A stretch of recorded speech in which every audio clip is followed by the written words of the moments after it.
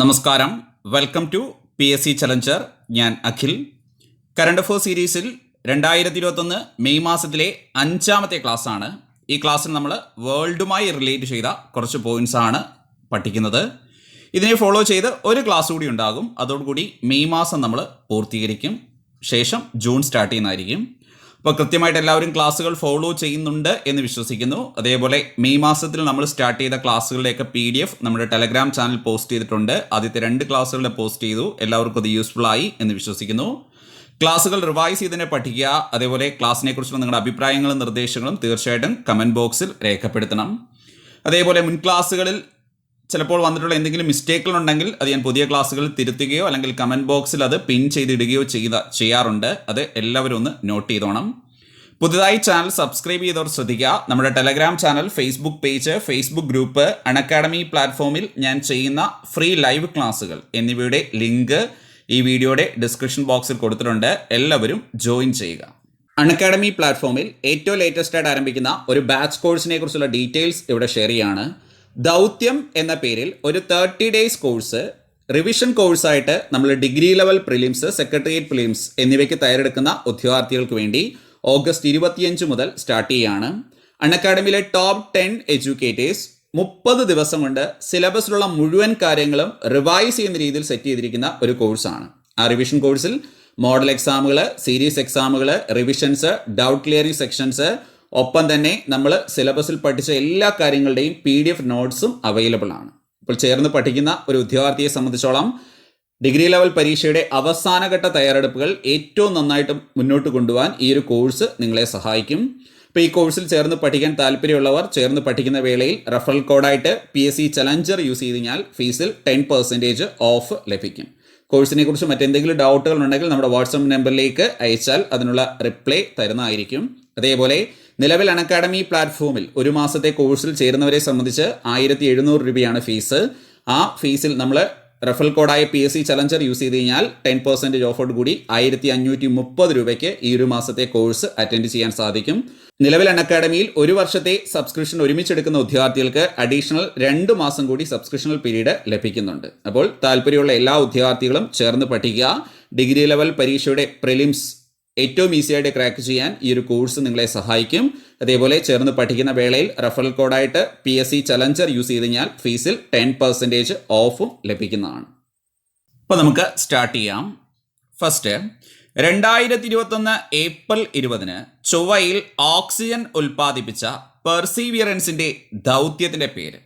നമ്മൾ നേരത്തെ പഠിച്ചിരുന്നു നാസയുടെ ചൊവ്വ ദൗത്യത്തെക്കുറിച്ച്, പെർസീവിയറൻസിനെ കുറിച്ച്. അതേപോലെ ഈ പെർസീവിയറൻസിൻ്റെ ഭാഗമായിട്ട് ഇൻജെന്യൂറ്റി എന്ന പേരിൽ ആദ്യമായിട്ടൊരു നിയന്ത്രിത വ്യോമ പരീക്ഷണം ഭൂമിക്ക് പുറത്ത് മറ്റൊരു ഗ്രഹത്തിൽ നടത്തിയതിനെക്കുറിച്ച്, ഹെലികോപ്റ്റർ പറന്നതിനെക്കുറിച്ച് നമ്മൾ പഠിച്ചിരുന്നു ഇൻജെന്യൂറ്റി എന്ന പേരിൽ. അപ്പോൾ ഈ ഒരു പെർസീവിയറൻസ് മിഷന്റെ ഭാഗമായിട്ടുള്ള അടുത്ത ഒരു ദൗത്യമായിരുന്നു. അത് സക്സസ് ആയിട്ട് പൂർത്തീകരിച്ചു. 2021 ഏപ്രിൽ 20 ചൊവ്വയിൽ ഓക്സിജൻ ഉൽപ്പാദിപ്പിച്ച പെർസീവിയറൻസിന്റെ ദൗത്യത്തിന്റെ പേരായിരുന്നു Moxie, Mars oxygen in situ resource utilization experiment എന്ന പേരിൽ മോക്സി. അപ്പോൾ ശ്രദ്ധിച്ചോണം, 2021 ഏപ്രിൽ 20 ചൊവ്വയിൽ ഓക്സിജൻ ഉൽപ്പാദിപ്പിച്ച പെർസീവിയറൻസിന്റെ ദൗത്യത്തിന്റെ പേര് എന്തായിരുന്നു? മോക്സി. അപ്പോൾ നമ്മൾ പഠിച്ചിരുന്നു നാസയുടെ ചൊവ്വ ദൗത്യത്തിന്റെ പേരായിരുന്നു പെർസീവിയറൻസ്. അതിന്റെ ഭാഗമായിട്ട് ഭൂമിക്ക് പുറത്ത് നമ്മൾ മറ്റൊരു ഉപഗ്രഹത്തിൽ നടത്തിയ നിയന്ത്രിത വ്യോമ പരീക്ഷണമായിരുന്നു ഇൻജെന്യൂറ്റി. അപ്പോൾ അതിന്റെ കൂടെ ആഡ് ചെയ്ത് പഠിക്കുക മോക്സി. ചൊവ്വയിൽ ഓക്സിജൻ ഉൽപ്പാദിപ്പിച്ച പെർസീവിയറൻസിന്റെ ദൗത്യത്തിന്റെ പേരാണെന്ത്? മോക്സി. നെക്സ്റ്റ്, ലോക പുസ്തക ദിനം. ഇത് നമ്മൾ ഓൾറെഡി പഠിച്ചതാണ്. ഏപ്രിൽ 23 നമ്മൾ PSC ബുള്ളറ്റിൽ പഠിച്ചതാണ്. നമുക്കറിയാം വില്യം ഷേക്സ്പിയറിന്റെ ജന്മദിനവും ചരമദിനവുമാണ് ലോക പുസ്തക ദിനമായിട്ട് നമ്മൾ ആചരിക്കുന്നത്. 2021 theme to share the story എന്നുള്ളതായിരുന്നു. 1996 മുതലാണ് ലോക പുസ്തക ദിനമായിട്ട് യുനെസ്കോ ഏപ്രിൽ 23 ആചരിക്കുന്നത്. അതേപോലെ 2021 ലോക പുസ്തക തലസ്ഥാനത്തെക്കുറിച്ച് നമ്മൾ പഠിച്ചിരുന്നു, ജോർജിയയിലെ തിബലസി. അപ്പോൾ ഇതെല്ലാം അതിൻ്റെ കൂടെ കണക്ട് ചെയ്ത് ഓർക്കണം. ലോക പുസ്തക ദിനം ഏപ്രിൽ 23 ആണ്. 2021 തീം എന്തായിരുന്നു? ടു ഷെയർ ദ സ്റ്റോറി എന്നുള്ളതായിരുന്നു. 1996 മുതലാണ് യുനെസ്കോ ലോക പുസ്തക ദിനമായിട്ട് ഏപ്രിൽ 23 ആചരിക്കുന്നത്. 2021 ലോക പുസ്തക തലസ്ഥാനം ഏതായിരുന്നു? തിബലസി, ജോർജിയയിലെ തിബലസി ആയിരുന്നു. നെക്സ്റ്റ്, 2021 ഏപ്രിൽ പ്രഖ്യാപിച്ച 93-ാം ഓസ്കാർ പ്രഖ്യാപന വേദിയിൽ ആദരിക്കപ്പെട്ട ഇന്ത്യക്കാർ 1 ഇർഫാൻ ഖാനും 2 ഭാനു അത്തയ്യയുമാണ്. രണ്ടുപേരും അന്തരിച്ചു. ഇർഫാൻ ഖാൻ, ഭാനു അത്തയ്യ എന്നിവരാണ് ഓസ്കാർ വേദിയിൽ ആദരിക്കപ്പെട്ട ഇന്ത്യക്കാർ. ഓസ്കാർ പുരസ്കാരങ്ങളെക്കുറിച്ച് നമ്മൾ വളരെ ഡീറ്റെയിൽ ആയിട്ട് മുമ്പ് പഠിച്ചിരുന്നു. അപ്പോൾ 2021 ഏപ്രിൽ പ്രഖ്യാപിച്ച 93-ാം ഓസ്കാർ പ്രഖ്യാപന വേദിയിൽ ആദരിക്കപ്പെട്ട ഇന്ത്യക്കാർ ആരൊക്കെയെന്ന് ചോദിച്ചാൽ ആരൊക്കെയാണ്?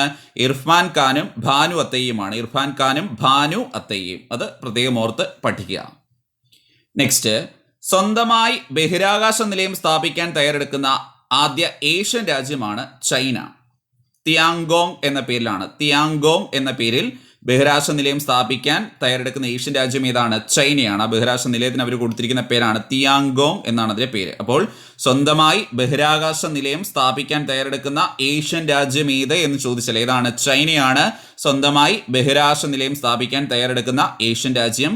തിയാങ്കോങ് എന്ന പേരിലാണ് ഒരു ബഹിരാകാശ നിലയം അവർ സ്ഥാപിക്കുന്നത്.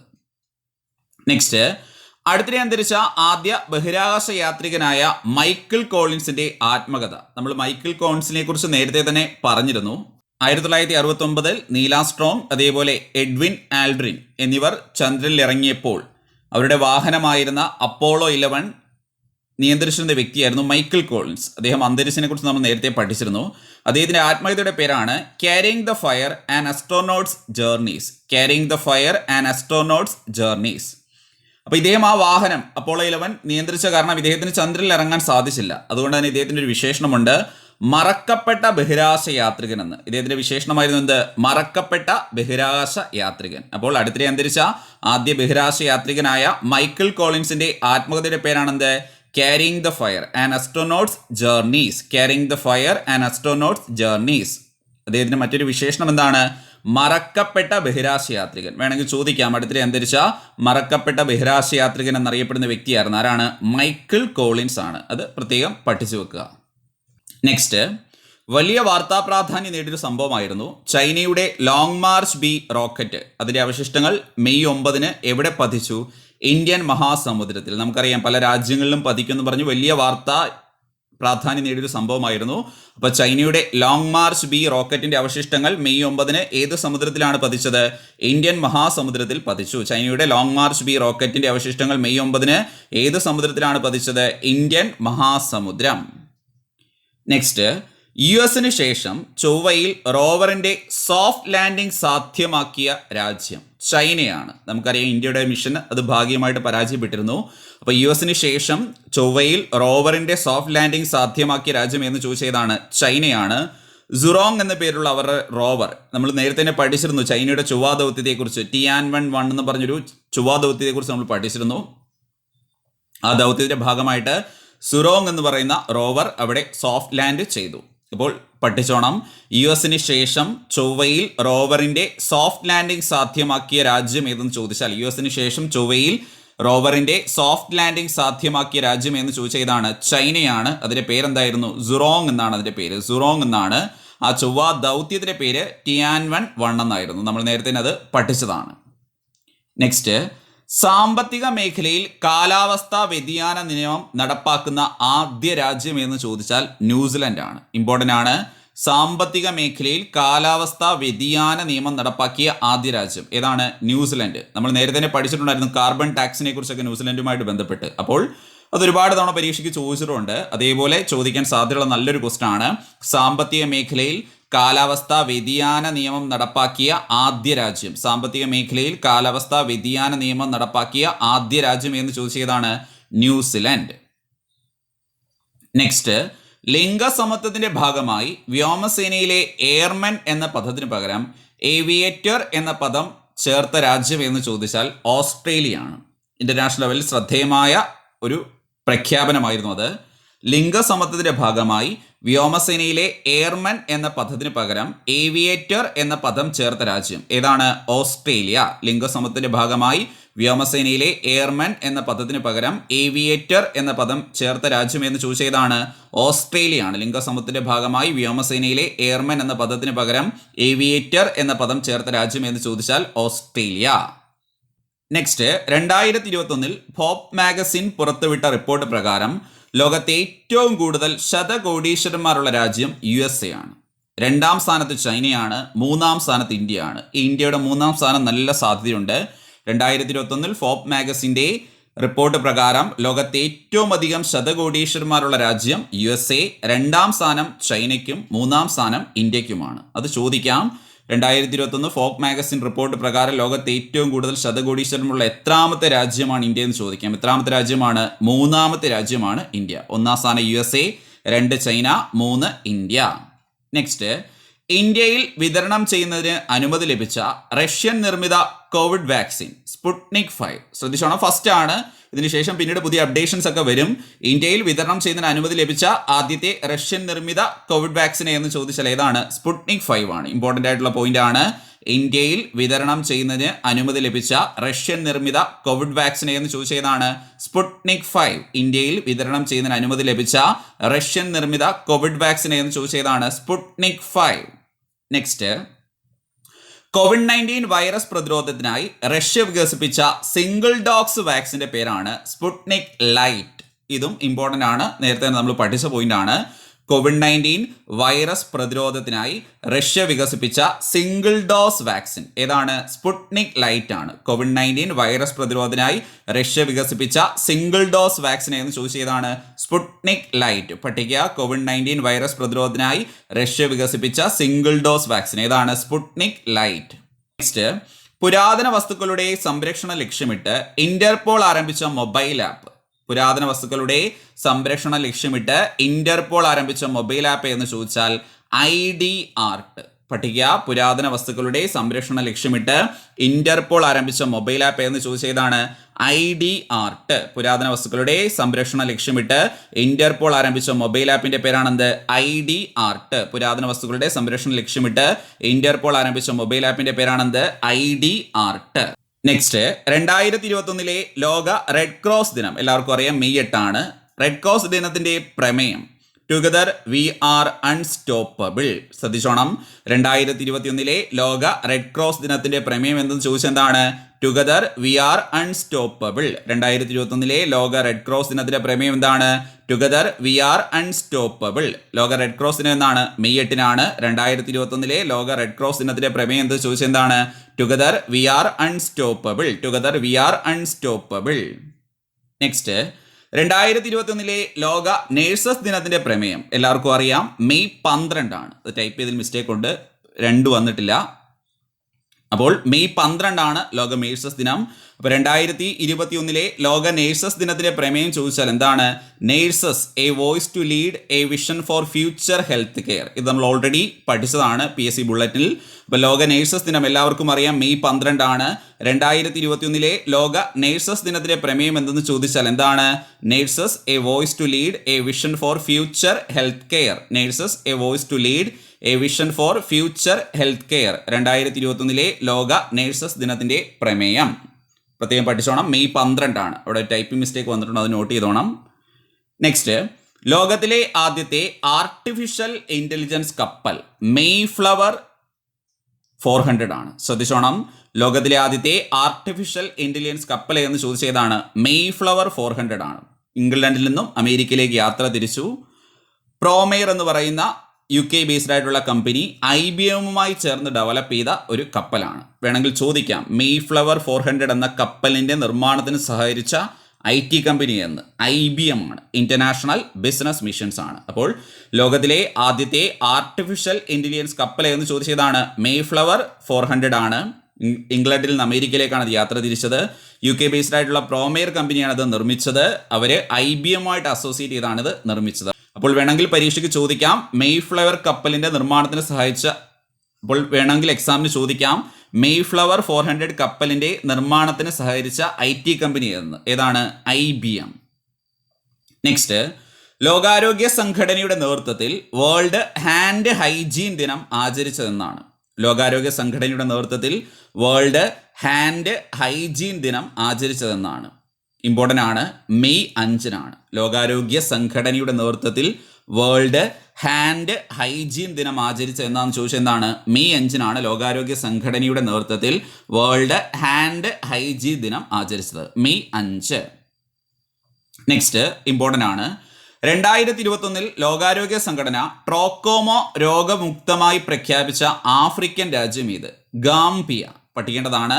2021 ലോകാരോഗ്യ സംഘടന ട്രോക്കോമ രോഗമുക്തമായി പ്രഖ്യാപിച്ച ആഫ്രിക്കൻ രാജ്യം എന്ന് ചോദിച്ചതാണ് ഗാംബിയാണ്. 2021 ലോകാരോഗ്യ സംഘടന ട്രോക്കോമ രോഗമുക്തമായി പ്രഖ്യാപിച്ച ആഫ്രിക്കൻ രാജ്യം എന്ന് ചോദിച്ചാൽ ഗാംബിയ. പട്ടിക 2021 ലോകാരോഗ്യ സംഘടന ട്രോക്കോമോ രോഗമുക്തമായി പ്രഖ്യാപിച്ച ആഫ്രിക്കൻ രാജ്യം ഏതാണ്? ഗാംബിയ. 2021 ലോകാരോഗ്യ സംഘടന ട്രോക്കോമോ രോഗമുക്തമായി പ്രഖ്യാപിച്ച ആഫ്രിക്കൻ രാജ്യമാണ് ഇത് ഗാംബിയ. നെക്സ്റ്റ്, 80% ജനങ്ങൾക്കും കോവിഡ് വാക്സിൻ നൽകിയതിനെ തുടർന്ന് പൊതുസ്ഥലങ്ങളിൽ മാസ്ക് ധരിക്കണമെന്ന നിബന്ധന എടുത്തുമാറ്റിയ ആദ്യ രാജ്യം ഇസ്രായേലായിരുന്നു. നമ്മൾ ഇസ്രായേൽ പ്രധാനമന്ത്രിയെ കുറിച്ചൊക്കെ പഠിച്ചിരുന്നു.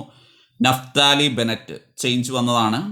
അപ്പോൾ 80% ജനങ്ങൾക്കും കോവിഡ് വാക്സിൻ നൽകിയതിനെ തുടർന്ന് പൊതുസ്ഥലങ്ങളിൽ മാസ്ക് ധരിക്കണമെന്ന നിബന്ധന എടുത്തുമാറ്റിയ രാജ്യം എന്ന് ചോദിച്ചതാണ് ഇസ്രായേൽ. 80% ജനങ്ങൾക്കും കോവിഡ് വാക്സിൻ നൽകിയതിനെ തുടർന്ന് പൊതുസ്ഥലങ്ങളിൽ മാസ്ക് ധരിക്കണമെന്ന നിബന്ധന എടുത്തുമാറ്റിയ രാജ്യം എന്ന് ചോദിച്ചതാണ് ഇസ്രായേൽ.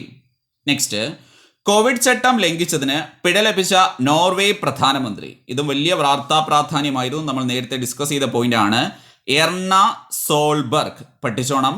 കോവിഡ് ചട്ടം ലംഘിച്ചതിന് പിഴ ലഭിച്ച നോർവേ പ്രധാനമന്ത്രി ആരെന്ന് ചോദിച്ചാരാണ്?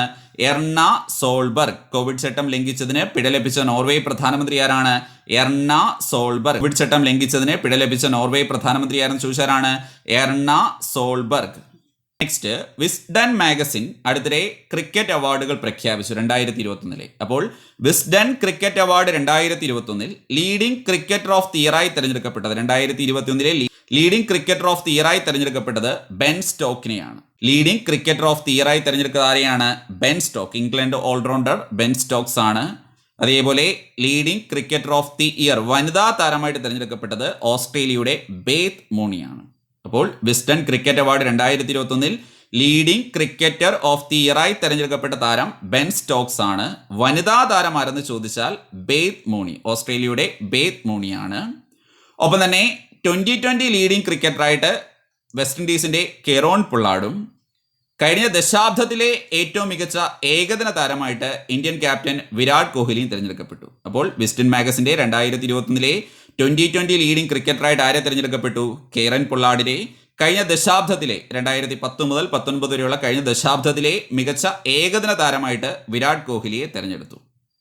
ഇനി വിസ്ഡൻ മാഗസിൻ 70കളിലെ മികച്ച താരമായിട്ട്, അതായത് 70 ദശാബ്ദത്തിലെ 70ലെ മികച്ച താരമായിട്ട് വിവിയൻ റിച്ചാർഡ്സിനെ 1970 മുതൽ 79 വരെയുള്ള ദശാബ്ദത്തിലെ മികച്ച താരമായിട്ട് വിവിയൻ റിച്ചാർഡ്സിനെയും 80കളിലെ മികച്ച താരമായിട്ട് കപിൽ ദേവിനെയും 90കളിലെ മികച്ച താരമായിട്ട് സച്ചിൻ ടെണ്ടുൽക്കറേയും മില്ലേനിയം ദാറ്റ് ഈസ് 2000 മുതൽ 2009 വരെയുള്ള കാലയളവിലെ മികച്ച താരമായിട്ട് മുത്തയ്യ മുരളീധരനെയും തെരഞ്ഞെടുത്തു. അപ്പോൾ ഇതൊന്ന് ശ്രദ്ധിച്ചോണം, ഇമ്പോർട്ടൻ്റ് ആണ്. Leading cricketer of the year പുരസ്കാരം ബെൻ സ്റ്റോക്സിന് ലഭിച്ചു. മികച്ച വനിതാ താരമായിട്ട് ബേത്ത് മൂണി തെരഞ്ഞെടുക്കപ്പെട്ടു. ഓസ്ട്രേലിയൻ താരമാണ്. 2020 ലീഡിംഗ് ക്രിക്കറ്ററായിട്ട് കെറോൺ പൊള്ളാർഡിനെ തെരഞ്ഞെടുത്തു. കഴിഞ്ഞ ദശാബ്ദത്തിലെ മികച്ച താരമായിട്ട് വിരാട് കോഹ്ലി. ഇതുകൂടാതെ കഴിഞ്ഞ 5 ദശാബ്ദത്തിലെ താരങ്ങളെയാണ് പ്രഖ്യാപിച്ചത്. അപ്പോൾ ബാക്കി 4 ഓർത്തോണം. വിവിയൻ റിച്ചാർഡ്സ് 70കളിലെ മികച്ച താരം, കപിൽ ദേവ് 80ലെ മികച്ച താരം, 90കളിലെ മികച്ച താരം സച്ചിൻ ടെണ്ടുൽക്കർ, അതേപോലെ മില്ലേനിയം 2000 മുതൽ ഉള്ള ദശാബ്ദത്തിലെ മികച്ച താരമാരാണ് മുത്തയ്യ മുരളീധരനാണ്. ഇപ്പോൾ സ്പോർട്സുമായിട്ടൊക്കെ വലിയ റിലേഷൻ ഇല്ലാത്തവർ ഇത് നന്നായിട്ട് നോക്കി വെച്ചോണം.